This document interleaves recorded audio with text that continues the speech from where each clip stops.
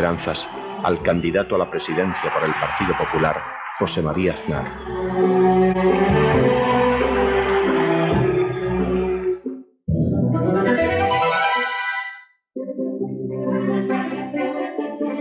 Por fin habrá debate entre el señor González y el señor Aznar, ¿no?, en televisión. Yo espero que sí. Además, creo que es lo normal. Debería haberse producido, ¿no? Es la primera campaña electoral donde se pueden producir esos caras a caras, pero sobre todo es la primera campaña electoral donde el señor González va a debatir. ¿Hay muchas condiciones para llegar a eso? Yo la única condición es reglas del juego limpias.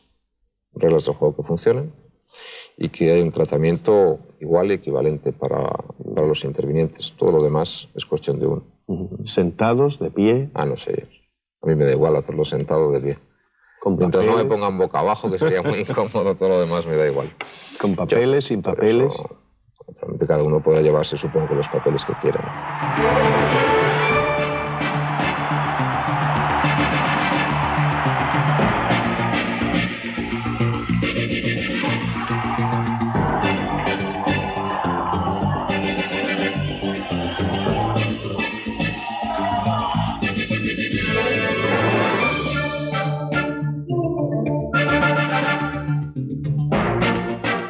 Señor Aznar, me gustaría que en esta entrevista se expresara usted más como una persona que como un profesional. Ya sabe usted que con el lenguaje técnico se produce siempre alguna estampida de los espectadores. O procuraré hacer lo que pueda. Los profesionales son personas también. Pero quitaremos todo el lenguaje técnico. Naturalmente. Da la impresión de que se preparan ustedes más para un combate que para gobernar. No sé, nuestro país siempre ha sido un poco así, ¿no? Aquí había que elegir, no sé, entre Joselito Belmonte, entre los años 60, creo que era entre el Cordobés y el Viti. Y parece que ahora algunos quieren elegir también simplemente como si esto fuese un gran combate de boxeo, ¿no? No es esa mi preocupación, ¿eh? Mi preocupación es el gobierno y el futuro de nuestro país. En los debates, ¿quién queda mejor? ¿El que tiene la razón o el que domina el medio? Siempre yo creo que queda mejor quien tiene la razón. Lo que ocurre es que la televisión, según cuentan los especialistas, es un instrumento peligrosísimo, en el cual lo importante es no resbalar. A mí siempre me recuerdan, la televisión es un medio que abrasa, y abrasa sobre todo al que se equivoca. En consecuencia, lo importante es no resbalar. El dominio del medio es muy importante, y el del miedo también. Se decía de él que no tenía carisma, que no comunicaba, pero allí estaba, con su imagen de pulcro funcionario, a un paso de la Moncloa. Quizás, tras su aspecto de hombre gris, se escondía un corredor de fondo, inmune al desaliento, que calculaba fríamente cada paso. De niño, cuando menos, no le gustaba perder.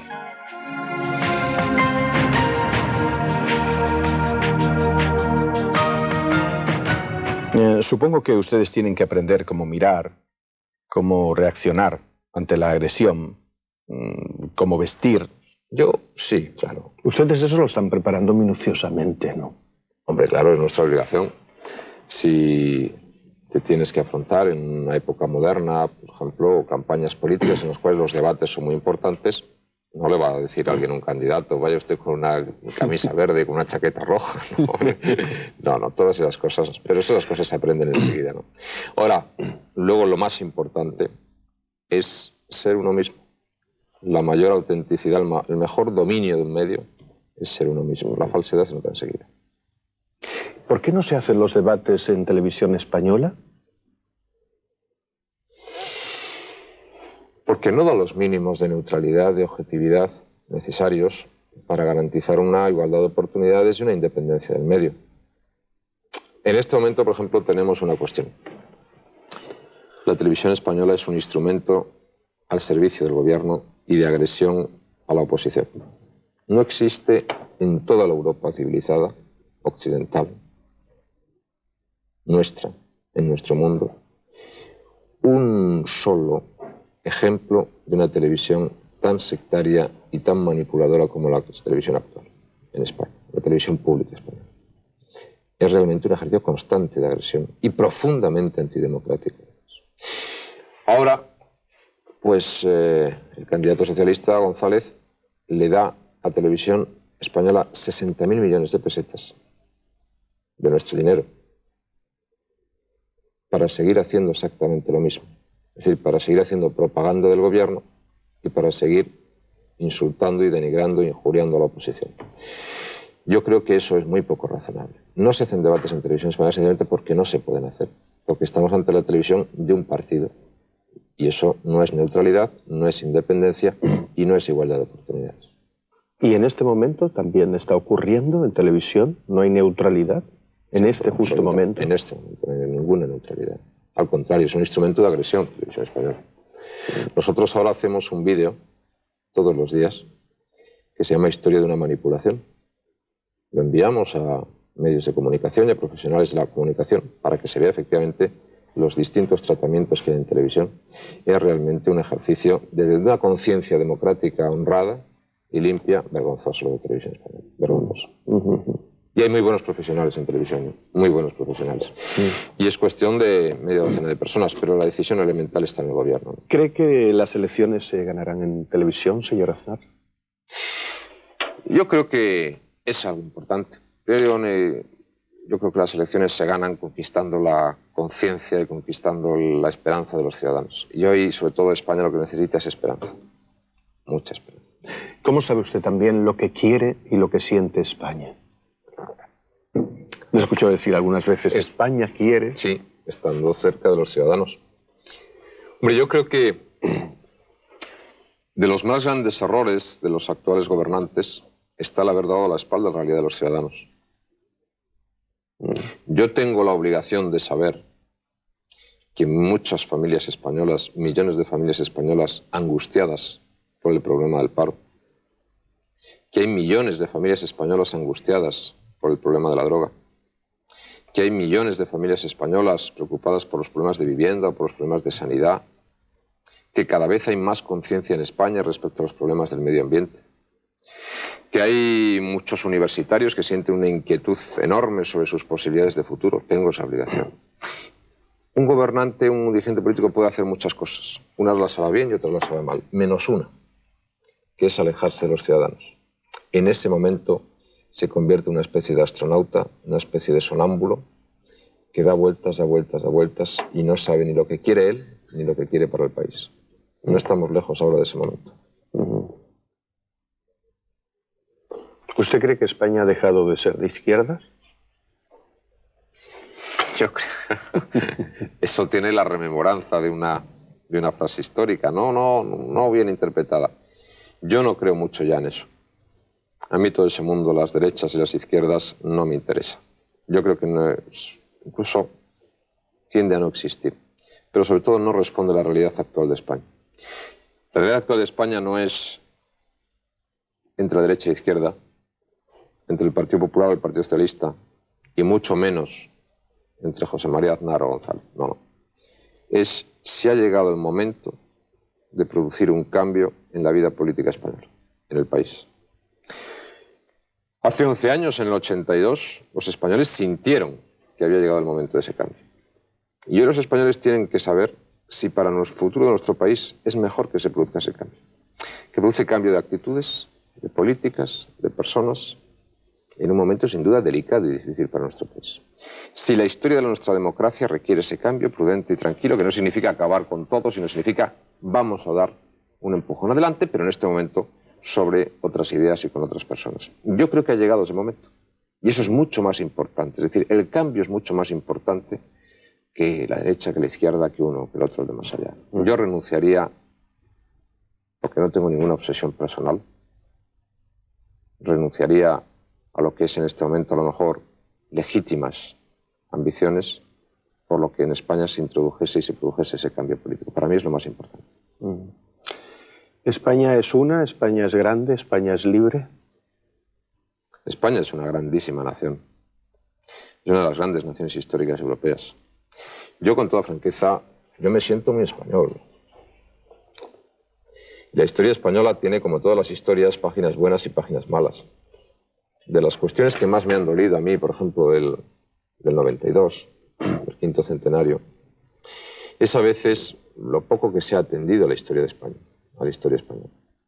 Yo tengo que decir que en líneas generales me siento bastante orgulloso de la historia española. Somos una nación que ha hecho muchas cosas en el mundo, que tiene una cultura portentosa, una lengua maravillosa con centenares de millones de ciudadanos en todo el mundo, que hemos descubierto continentes, que hemos contribuido al progreso del mundo y al progreso del hombre, en líneas generales. Yo me siento orgulloso de eso y me siento muy español. Ahora, no me gusta ningún ejercicio de patriotismo barato, ¿no? El patriotismo, ya lo decía Manuel Azaña, no es un cuerpo de doctrina. Es algo que debe infundir la vida de todos los ciudadanos. Y, si me permite Jesús, hace falta un poco más de patriotismo en España. De patriotismo crítico, de patriotismo inteligente, de creer en nosotros mismos. Recuperar confianza, que tenemos que hacer ahora. Volver a creer en nuestras posibilidades es también un ejercicio de patriotismo. Un poeta dijo, de todas las historias, la más triste es la de España, ese país de todos los demonios. Ha habido muchos demonios y muchos papeles miserables. Ha habido muchos demonios y ha habido mucha frustración. Y todavía hay muchos españoles que viven pues del desencanto histórico que nos trasladó a las generaciones actuales, pues todo lo que significó el 98 en España y el enorme pesimismo que eso fundó, ¿no?, después de años de aislamiento. Pero España es un país cargado de posibilidades. Sobre todo tiene una capital humano absolutamente excepcional, que cuando le proponen una empresa, pone todos sus esfuerzos para conseguirlo y lo saca adelante, ¿no? Yo no soy pesimista en España. No soy un pesimista histórico español. Yo confío en las posibilidades de España. ¿Y Cataluña es España? Sí. Euskadi es... Vaya usted, Jesús, vaya usted. Ahora entramos en... Yo hace poco, voy mucho a Cataluña. Y además creo que un dirigente político debe viajar mucho. Hace poco visitaba yo, por ejemplo, Poblet. Te va a Poblet, en un sitio precioso, un monasterio maravilloso, y donde ve usted enterrados a muchos reyes de la corona de Aragón. Está usted viendo allí un pedazo importantísimo de la historia de España. Está ahí una raíz importantísima de España. Luego se contarán las historias que se quieran. Y luego, evidentemente, hay personalidades muy fuertes, porque España es una nación, pero es una nación plural, con personalidades regionales extraordinariamente fuertes, que además es bueno reconocer, respetar y alentar. Y lo mismo puedo decir, efectivamente, del País Vasco. Y quien repase un poco la historia, desde el siglo XIV, desde el siglo XV, desde el siglo XIII, desde la incorporación, por ejemplo, del señorío de Vizcaya a la corona de Castilla, y tantas cosas. Lo que es la cultura española, lo que es la economía española, lo que es la historia de España como nación, claramente me lleva a decir que, sin ninguna duda, el País Vasco es España, Euskadi es España y Cataluña es España. ¿Usted cree que el español en general es un buen ciudadano? Sí. ¿Lo Sí. dice en elecciones o lo ha pensado? No, creo que sí. Yo creo que ha dado pruebas de ello. Unos ciudadanos que han dado el ejemplo de moderación, de tolerancia que han dado a los ciudadanos españoles durante estos 15 años, 16 años, y que deseo que lo sigan. Un país que es capaz de hacer admirablemente el salto de una dictadura a una democracia, bueno, con los problemas normales, pero sin que ningún resabio histórico venga a la cabeza o al corazón de los españoles, me parece que un pueblo de una madurez excepcional, ¿no? Bueno, luego tenemos nuestros defectos, porque no todos son virtudes, los españoles también tenemos nuestros defectos, ¿no? Pero no creo que seamos peores, desde luego, que otras naciones europeas de ninguna manera. ¿Somos individualistas? Sí, somos individualistas, tenemos poco espíritu de asociación, nos gusta mucho siempre que nuestra razón prevalezca, a veces somos un poquito intolerantes, pero bueno, todo eso evidentemente no es un diagnóstico pesimista, es el diagnóstico de una mejora constante de las posibilidades de los ciudadanos españoles. ¿Somos vagos? No. Ahora el candidato socialista le ha llamado vagos a los parados, gravísima afirmación. Puede ser que en España a lo mejor exista alguna persona que pudiendo trabajar no quiera. Pero desgraciadamente hay millones de personas, millones, que quieren trabajar y no pueden. Me parece una gravísima afirmación la que se ha hecho. No, no, no, no. El español es trabajador. Lo que pasa es que necesita tener estímulos.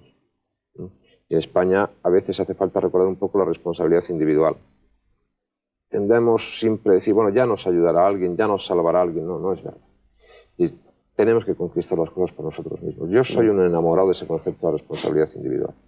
¿Cómo va a pedirle uno responsabilidad a alguien o esfuerzo a alguien si no es capaz de hacerlo por él mismo? No, no, a mí no me parece razonable eso. Señor Aznar, ¿somos fáciles de gobernar? Somos un pueblo maduro que sabe lo que tiene que hacer. Yo no creo que los españoles se equivoquen. Hubo alguien que dijo en las elecciones del 79, los españoles se han equivocado.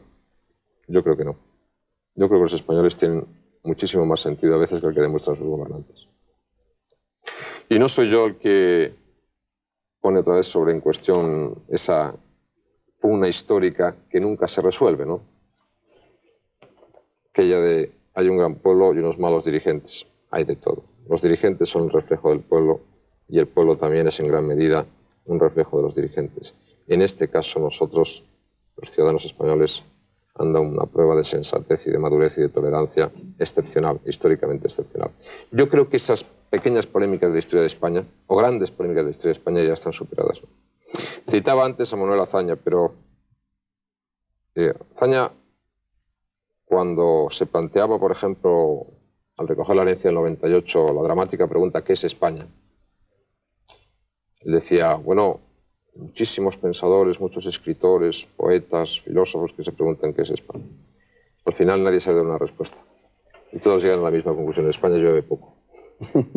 Ahora nos planteamos esas cuestiones así. La pregunta ¿qué es España? No las planteamos en términos dramáticos, ¿no? Sino las planteamos en términos de eficacia, ¿cómo hacemos mejor España?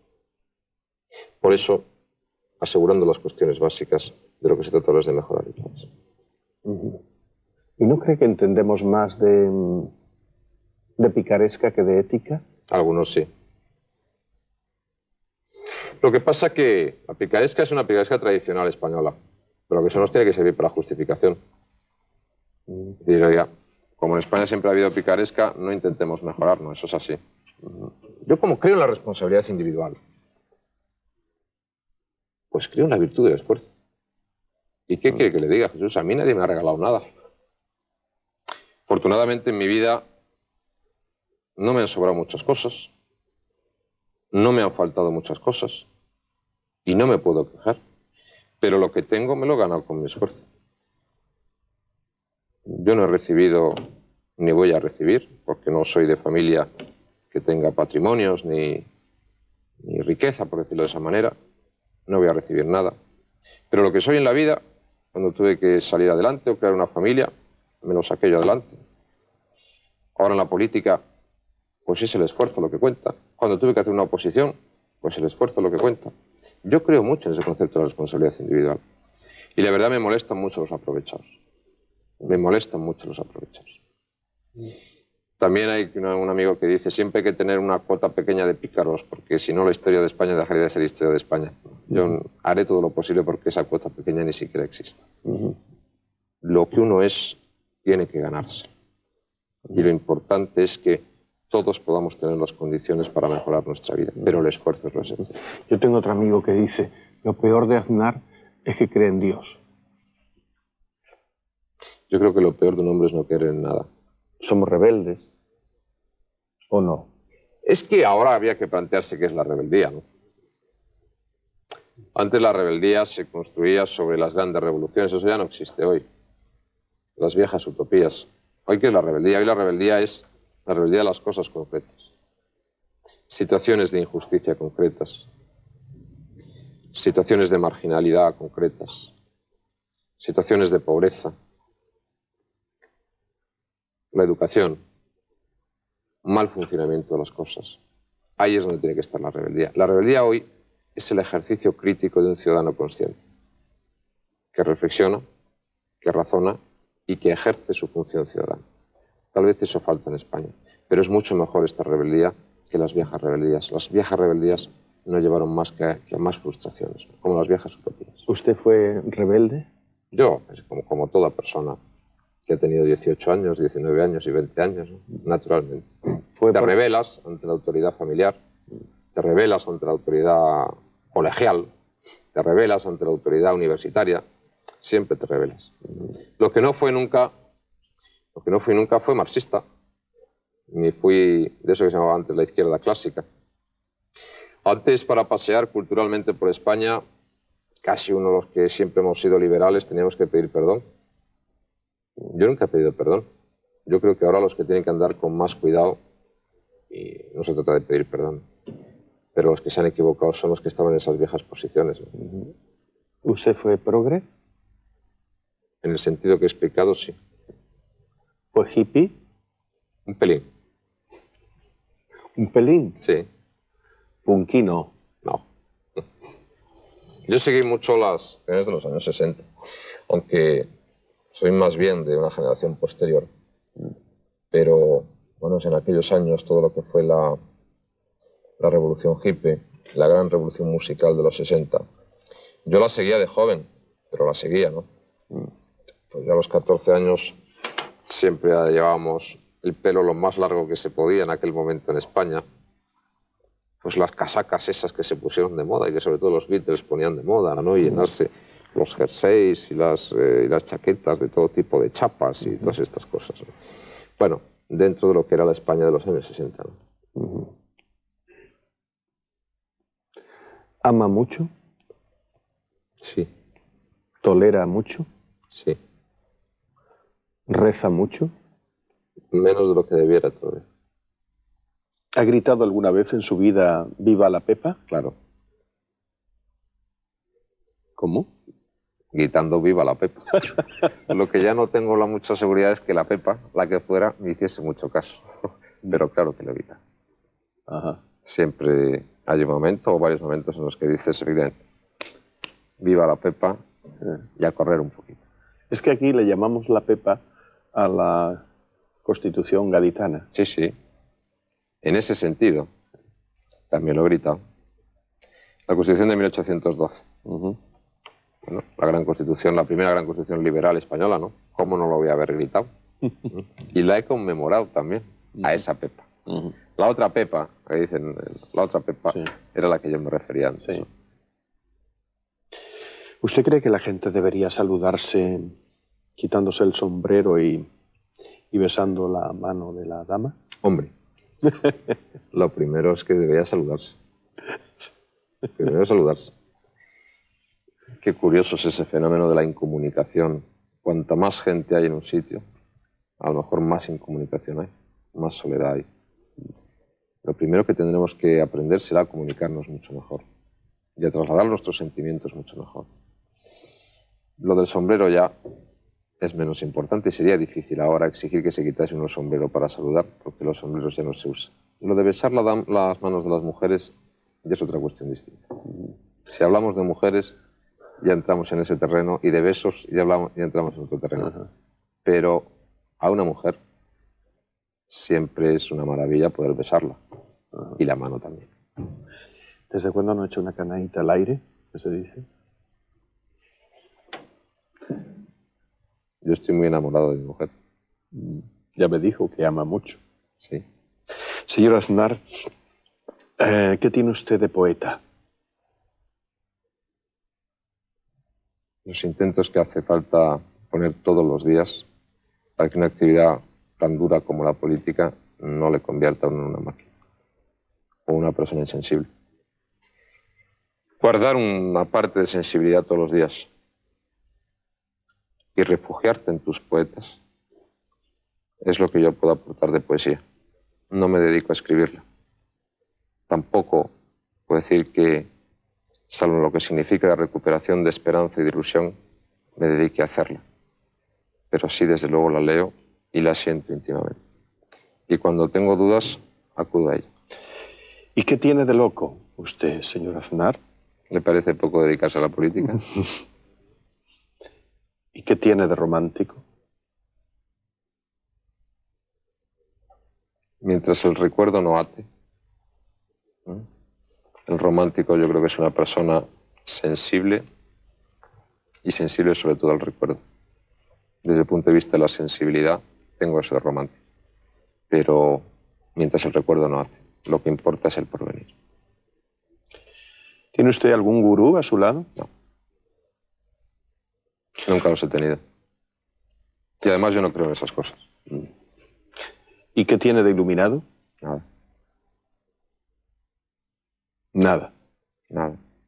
Hay quien dice, tal vez porque no me quiere demasiado bien, que nací ya sensato.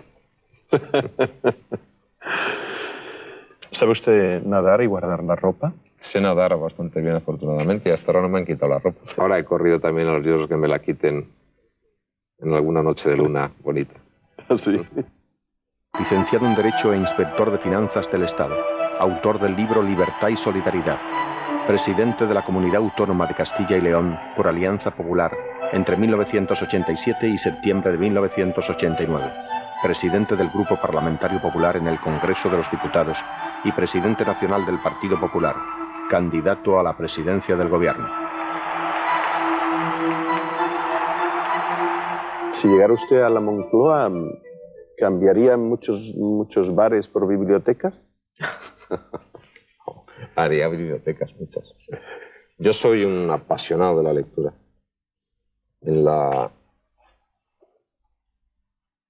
Si a mí me pidiesen o me dijesen qué salvarías en caso de apuro y tal, libros. Siempre libros. No hay mejor amigo que un libro. Y no hay mejor compañía que un libro, tal vez. Y siempre. Aunque uno lea un libro decenas de veces, cuando lo vuelve a leer, siempre vuelve a encontrar algo nuevo, ¿no? Yo he admirado por eso siempre mucho a los escritores. Y tengo que decir que nunca he tenido la paciencia ni la disciplina de intentar convertirme en un escritor. Pero les admiro mucho. ¿Con usted la Moncloa sería más seria? ¿Más aburrida? ¿Más divertida? No habría muchos aprovechados por la Moncloa. No habría ninguno. Cuidado, no se vaya a quedar solo, ¿no? No. Habría un estilo distinto de gobernar en España. Ya. Yo no creo en las personas sectarias ni en las personas que creen que siempre tienen razón. No, no. ¿Vivimos en un país corrupto, señor Aznar, o en un mundo corrupto? Vamos a hablar claro. No queramos arreglar el mundo. Querramos arreglar la parte del mundo que nos corresponde. Y en la responsabilidad del mundo que nos corresponde en España han pasado cosas que no deberían haber pasado. Que hemos advertido, que hemos denunciado y contra las que hemos luchado. Y ahora, ante unas elecciones, la gente, los ciudadanos tienen que elegir. Y tienen que decir, unos han combatido contra esos fenómenos y otros no han hecho nada. Nosotros hemos combatido, yo creo que correctamente y con mucha intensidad. Y lo vamos a seguir haciendo. Pero que la corrupción históricamente forma parte de nuestras costumbres. Otra cosa es que se tomen los medios, ¿no? No estoy de acuerdo en eso. ¿Ah, no? Hay épocas distintas. Lo que uno no puede pensar siempre es en el mundo ideal. Si hubiese un mundo ideal en el que efectivamente todo el mundo, como las viejas historias, fuese bueno, justo y benéfico, no necesitaríamos las leyes, no necesitaríamos el Estado, no necesitaríamos la sociedad, no necesitaríamos nada. Hombre, otra cosa distinta es que un país se asiente en esa moral del esfuerzo, del ahorro, del trabajo, se asiente en la especulación, en la irregularidad, en la picaresca. Lo segundo yo creo que es muy negativo. Yo creo que es lo que ha pasado estos años. Demasiado enriquecimiento fácil para un conjunto de personas que han reportado muy poco al país. ¿No es muy fuerte decir, señor Aznar, que donde hay socialismo existe corrupción? ¿Eso lo ha dicho usted? Sí, no creo que sea fuerte. Sobre todo si hablamos de nuestro entorno. Creo que la afirmación se sostiene fácilmente. Por ejemplo, Grecia. En Grecia, gobernada por Papandreou, el PASOK, socialistas griegos, hubo unos escándalos financieros y económicos extraordinarios que motivaron el famoso pacto a la griega para acabar con esos escándalos, ¿no? Italia. Pues Italia, el Partido Socialista es el del señor Craxi, procesado ahora por tantas cosas en medio de tantos escándalos. y una de las personas que más ha alentado, digamos, prácticas poco regulares, poco lícitas en la acción política. Francia. Pues fíjese usted lo que les ha pasado a los socialistas franceses, cuando era un escándalo sobre la sangre y sus vinculaciones con el SIDA, y pues eran escándalos financieros continuos y permanentes de dirigentes. ¿Y España? Pues ¿qué le voy a contar? Al final uno puede mirar hacia afuera y decir, hombre, mis amigos son Helmut Kohl, es Chirac, es John Major, es Lubbers, es Martens, en Holanda o en Bélgica. Pero claro, los amigos socialistas es Papandreou, es Craxi. Son los socialistas franceses derrotados, vituperados, en medio de graves escándalos en este momento, ¿no? Bueno, cada uno tiene los amigos que puede, yo no me quejo de los míos por ahí fuera, ¿no? Pero desde luego yo creo que la experiencia esa del socialismo mediterráneo es muy negativa, muy negativa. Y además, todos incurren en los mismos defectos. Es curioso, a todos les pasan las mismas cosas. Por algo será. La democracia cristiana en Italia también. También, pero no es una película esta de buenos y malos, sino simplemente es de actitudes. Yo siempre pongo un poquito el ejemplo, Jesús, decir, hombre, uno puede cometer un error. Uno puede cometer un error al hacer la declaración de la renta, puede saltarse un semáforo rojo, puede infringir una norma de circulación, puede tener una falta. Y otra cosa distinta es tener una organización dedicada a cometer faltas o a cometer delitos. Eso es completamente distinto, ¿no? Una cosa es no darse cuenta de una señal de circulación y otra cosa es tener una organización dedicada a infringir el código de la circulación. Son cosas diferentes. Pero ¿de verdad hay diferencias entre ustedes y los socialistas europeos? ¿Cómo no va a haber diferencias? Muchas, sí. ¿Usted cree que yo me parezco, estoy dispuesto a parecerme a Craxi o a Papandreou? De ninguna manera. Claro que no. Hoy, ¿qué es lo que ha pasado en los últimos años de este siglo? Pues el viejo socialismo totalitario, el socialismo real, de los países, eso que se llama el bloque del Este, desapareció. Pero vaya usted por arriba, porque el gran paraíso socialdemócrata, el gran ejemplo socialdemócrata era Suecia. Pues claro, Suecia al final los ciudadanos han dicho, oiga, mire usted, si usted se va a llevar el 70% de mi trabajo, trabaje usted porque a mí no me compensa trabajar. Pero es injusto hablar de lo que fue el socialismo, como es injusto conectarlo a usted con la dictadura, ¿verdad? ¿Por qué? Yo no estoy conectando nada con nadie. Estamos hablando de ideas. Es decir, pero que el socialismo es, pero es el que vivimos, ¿no? El que se vive en Europa. Sí, sí.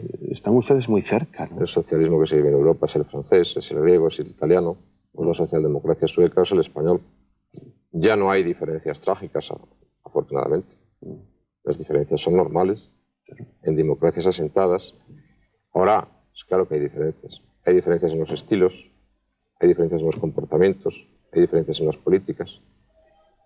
Yo creo que nosotros tenemos, por decirlo de esa manera, un entusiasmo por la libertad mucho mayor que lo que tienen los socialistas. Y esa es una nota determinante. Y en segundo lugar, creo que somos mejores resolviendo problemas, que es al final lo que a los ciudadanos les interesa. Usted resuelve mi problema. No me cree problema, resuelve mi problema. Es lo. El capitalismo no es el camino, señor Aznar. Usted lo sabe. Yo no digo que sea el camino. Lo que está claro es que el socialismo y el comunismo tampoco. Tampoco no. Seguro que no. Seguro que no. También seguro que no el capitalismo. El sistema de libertades y de economía de mercado es el que mejor ha funcionado. No hemos conocido todavía otro mejor. Cuidémoslo, hagámoslo mejor, pero no lo intentemos sustituir por experimentos como el comunismo, como el socialismo, porque eso ya sabe lo que produce. Eso es lo que la historia ha derrotado. ¿Usted no se siente responsable del acorralamiento al PSOE? Yo no, ¿por qué? Yo he cumplido mi obligación, mis responsabilidades. En una democracia tan importante es que el gobierno cumpla sus responsabilidades de gobierno como que la oposición cumpla sus responsabilidades de oposición. Esos son los equilibrios de la democracia, ¿no? Esos son los... Y la democracia al final es que es ese equilibrio. Cuando no hay el gobierno no funciona correctamente, la oposición no funciona correctamente, la democracia se desequilibra. Ha pasado estos años ahora, ¿no? Usted fíjese la diferencia que está en decir, yo mantengo esa concepción clásica del poder ejecutivo, del poder legislativo y del judicial, independientes. O mantiene usted otra que es, bueno, aquí hay un gran poder que es el ejecutivo y el judicial y el legislativo es siempre prolongación de ese poder. Eso es lo que ha pasado ahora. Eso desequilibra el sistema. Y lo que ha ocurrido estos años es que se ha desequilibrado el sistema. Hay que volver a equilibrar el sistema, ¿no? Independencia en la justicia, constituir otra vez al Parlamento como el eje central de la vida política española, ¿no? Al final lo que uno no se puede creer es, como se cree un poco yo creo que el candidato socialista, ¿no? Que la democracia es él, la estabilidad es él, la libertad es él, el progreso es él, España es él. Pues no es verdad. Los ciudadanos nos ganamos las libertades, los ciudadanos damos la estabilidad, los ciudadanos fortalecemos la democracia y los ciudadanos hacemos España todos los días. Esa es la concepción en la que yo creo. Uno es en el gobierno, por decirlo de esa manera, un simple interino, un interino que administra recursos ajenos y no debe obsesionarse por el poder. Por eso yo no hago de estas elecciones una cuestión personal. Hago una cuestión nacional, pero no una cuestión personal. ¿Los periodistas seremos libres con usted? Yo, desde luego, lo que garantizo a todos los periodistas es que no existirá ningún intento de regulación en el Código Penal para que quien critique pueda sentirse agobiado o presionado. Aquí yo creo que se ha cometido algún error, ¿no? Al que critica, como nosotros, se les ha llamado desleal. Al que critica desde los medios de comunicación se le llama goebbelsiano. O se le dice, ahora vas a tener una ley mordaza que tienes que tener mucho cuidado lo que dices y lo que escribes, porque si no voy contra ti. Y ese intento de dividir infantilmente a los españoles entre los buenos y los malos, los de buena fe son los socialistas, los de mala fe son los que no socialistas, a mí me parece que hay que superarlo definitivamente. Es mucho mejor, insisto, que haya crítica, aunque a veces sea injusta, que quien tiene que hacer la crítica se siente presionado o se siente disminuido en su función. Ese es el concepto de la libertad de expresión que yo tengo. Por lo tanto, el Código Penal que se ha presentado ahora, ese Código Penal nosotros no lo mantendremos. Y cuando dicen que si usted llega va a haber revuelta sindical, ¿qué quieren decir? Las centrales sindicales, los agentes sociales, los agentes económicos han demostrado en el país muchas veces capacidad de pacto y de acuerdo. Y yo estoy convencido que ante un esfuerzo que necesita nuestro país la volverán a demostrar. Sí, González ha dicho que yo cuando hablo de pacto social o de diálogo social no sé de lo que hablo. A él, como le han hecho 2 huelgas generales, probablemente sabe de lo que habla, ¿no? Sobre todo en términos de fracaso. Pero hay que recuperar ese diálogo. Y ese diálogo tiene una pieza esencial, que es la fiabilidad. ¿Sí? Si yo no me fío de usted, yo no puedo llegar a ningún acuerdo con usted. Y lo que ha fallado estos años es la fiabilidad en el gobierno. No se fían los agentes económicos y sociales de gobierno. No se fían de González. Se ha engañado demasiado y esas cosas se pagan. Pero no hay por qué temer nada en absoluto. ¿De verdad usted cree que los sindicatos se entenderían mejor con usted que con Felipe?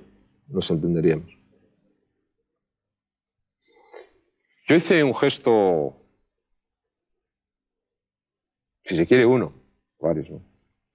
Yo he sido el primer dirigente, por simplificar, del centro derecha español en toda su historia, que fui invitado y asistí al Congreso de la Unión General de Trabajadores. Agradecí mucho a Nicolás Redondo esa invitación. Yo hay cosas en las que estoy de acuerdo con Redondo, por ejemplo, y otras en las que no estoy de acuerdo. Mantenemos nuestras relaciones sobre esa base. No hay ningún tipo de engaño. Respeto a la figura de Nicolás Redondo. Creo que los sindicatos deben hacer un esfuerzo de modernización en España muy grande y sobre todo deben pensar que en este momento las necesidades económicas del país deben ponerse por encima de cualquier otra circunstancia. ¿Nuestro problema cuál es? Que hay que trabajar más y gastar menos, ¿no? Que trabajamos pocos, desgraciadamente. España es un país de casi 40 millones de ciudadanos, en el que apenas trabajamos 12 millones. Y claro, es muy difícil salir adelante de esa manera, ¿no? Por eso el gran problema nacional es el paro. Y por eso todos los esfuerzos del país deben producirse para crear empleo. Yo recientemente estuve en Francia hablando con el expresidente Giscard d'Estaing, que va a venir estos días por aquí. Y me decía, fíjate, en Francia hemos pasado los 3 millones de parados. Le decía, claro, pero con una población ocupada de 27 millones de franceses. Nosotros tenemos 3.300.000 parados con una población ocupada de 12 millones de españoles. Por eso el paro es el drama del paro. Y por eso cualquier política tiene que ir determinada a la creación de empleo. Ahora, ¿cómo se crea ese empleo? Pues hay que recuperar confianza, hay que invertir más, hay que ahorrar más y hay que gastar menos. ¿Y hay que repartir más? Claro, claro. Pero si uno se gasta lo que tiene, lo que no tiene, y encima deja al país endeudado y sin reservas, ha cometido la gravísima irresponsabilidad en gran medida de dejar hipotecado el futuro de nuestro país. Y es esa hipoteca la que tenemos que levantar entre todos los españoles ahora. La decisión es, o nos dedicamos a levantarla, o la hipoteca se nos viene encima. ¿Está obligado un político a dar ejemplo de honradez? Sí. Yo creo en la labor ejemplificadora de la acción pública. Yo sé muy bien que una palabra que yo diga, un gesto que yo tenga, tiene repercusión, mucha repercusión. Y por lo tanto que una acción buena puede tener una repercusión buena y una acción negativa una repercusión muy negativa. Esa es la gran responsabilidad también de los gobernantes y de los líderes políticos, ¿no? Por lo tanto, creo en el carácter ejemplificador que tiene el ejercicio de un cargo público. Lo que no creo es en la moralina. Lo que no creo es en estar dando lecciones permanentemente de comportamientos o de moral. Las personas que amamos mucho nuestra libertad individual y en conjunto la libertad, no damos lecciones de moral a nadie. Pero sí tenemos un concepto muy fuerte de la responsabilidad individual. ¿Cuáles son sus bienes? Mis bienes materiales en este momento. Yo tengo una casa que me empecé a comprar en el año 83 y que me faltan todavía 8 años por pagar. Tengo un crédito... En el 2000, ¿no? Sí, tengo un crédito muy grande que voy amortizando. Nos metimos en la casa... La verdad es que por decisión de mi mujer, las mujeres son mucho más arriesgadas, pero no teníamos literalmente un duro. Pedimos un crédito, nos lo dieron y estábamos amortizando ese crédito de hace mucho tiempo, ¿no? Tengo un coche y no tengo nada más. Lo que tengo dentro de mi casa.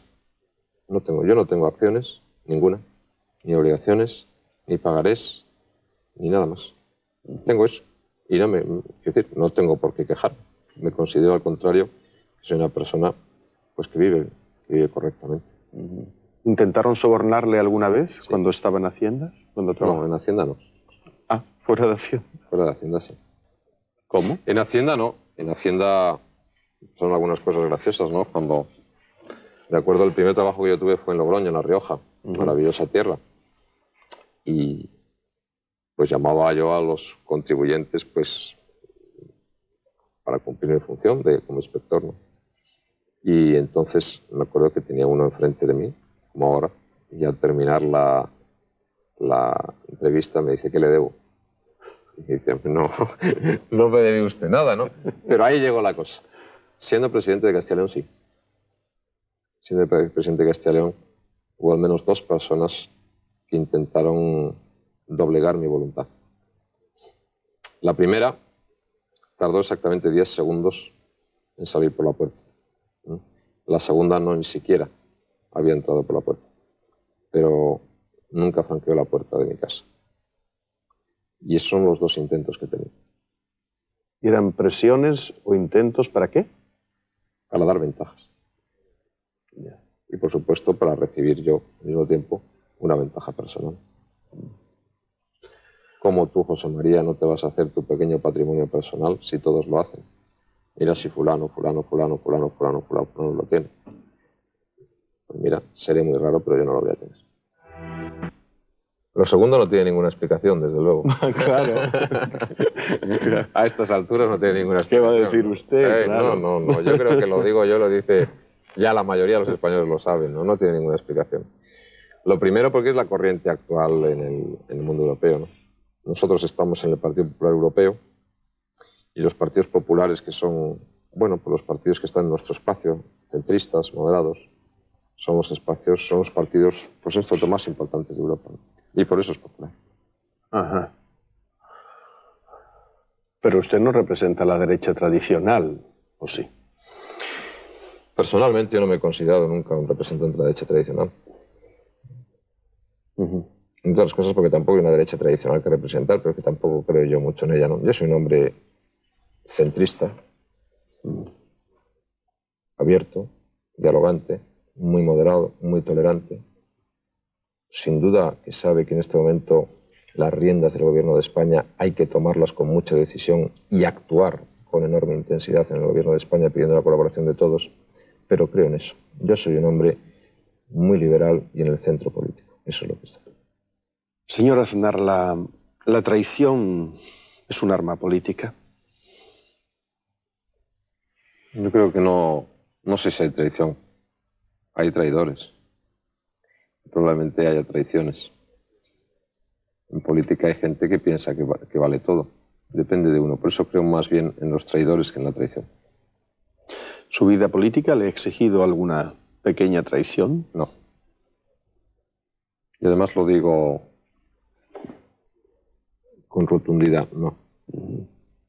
No he tenido que traicionar nunca a ninguna persona, no lo hubiese hecho.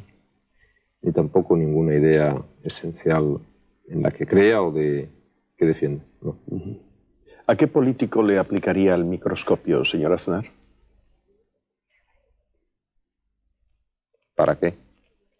Para saber qué hay ahí dentro. No, si a los que no dicen la verdad no hace falta con microscopio, solamente hace falta mirarlos a la cara. No hace falta microscopio. Pero no hay alguno que se le escape. No. Y al final yo creo que tal vez será un poco como su trabajo, ¿no? Y cuando tiene a una persona enfrente, a los 10 minutos usted ya le debe haber hecho el diagnóstico. Ajá. No le hace falta microscopio, seguro. ¿Y a quién le podríamos hacer fotocopia? ¿Algún? Hay una anécdota muy graciosa hablando de fotocopias de un gobierno que perdió unas elecciones y uno de los ministros reunió a sus colaboradores y les dijo: hemos perdido las elecciones, ¿y ahora qué hacemos? Y dijo: no, pues de momento vamos a hacer una fotocopia para ir ganando tiempo, ¿no?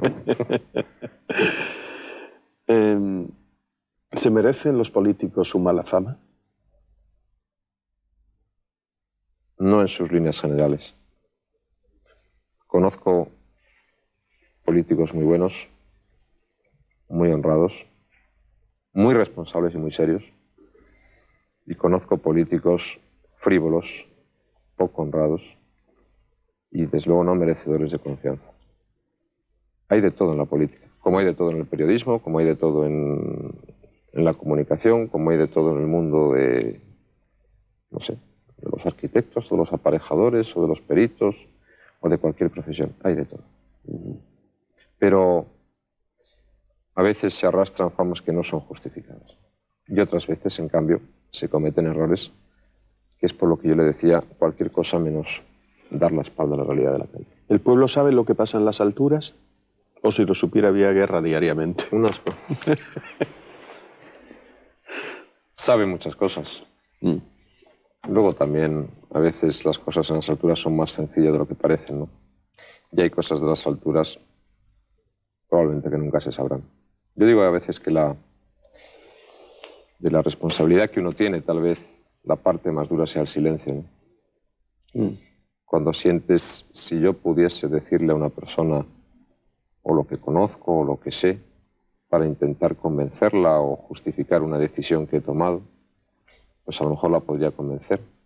Pero esa parte del silencio, de lo que por responsabilidad, no de grandes secretos, ¿no? Porque la gente que hay grandísimos y peligrosísimos secretos, no, de aquello que por responsabilidad crees que no va a causar un bien o que puede causar un mal si tú lo dices, pues eso te retrae. Ese silencio es muy duro, muy duro. ¿Usted por qué dice que es hijo de la democracia, no hijo de la dictadura, como todos los de su edad? Porque yo nazco a la vida política en la democracia. A la vida política. Claro. Claro. Yo ni siquiera soy protagonista de la transición democrática. Nazco a la vida política en la democracia. ¿Qué hacía entonces? En la transición, estudiar. Estudiaba. Pero yo fui un simple votante. Voté a la Unión de Centro Democrático. Seguía con mucha atención las transformaciones políticas de España, pero a los 21 años, aunque hubiese querido tener mucho protagonismo político, tampoco me lo hubiesen dado. En ese momento estaba preparando mis oposiciones y estaba pues encerrado en mi casa estudiando 9 o 10 horas al día, ¿no? Yo elegí esas oposiciones porque me quería casar. Podía haber elegido otras cualquiera. Y le pregunté a una persona que me iba a preparar y me iba a dirigir un poco entre esa época cuánto tiempo hay que estudiar para sacar esto en un año. Me dice 9 horas al día, el primer mes descansas un día y al segundo mes ya no te puedes descansar ningún día. Me puse a ello, tuve suerte y adelante. Gané las oposiciones y me casé. Pero eso me llevó todo el año 76. Todo el año 76. Debe ser divertido ser funcionario, ¿no? Hombre, ¿por qué no? Yo respeto mucho a los funcionarios, ¿eh? Sí. Hay funcionarios magníficos, grandísimos profesionales. Se ha hecho daño también ahí.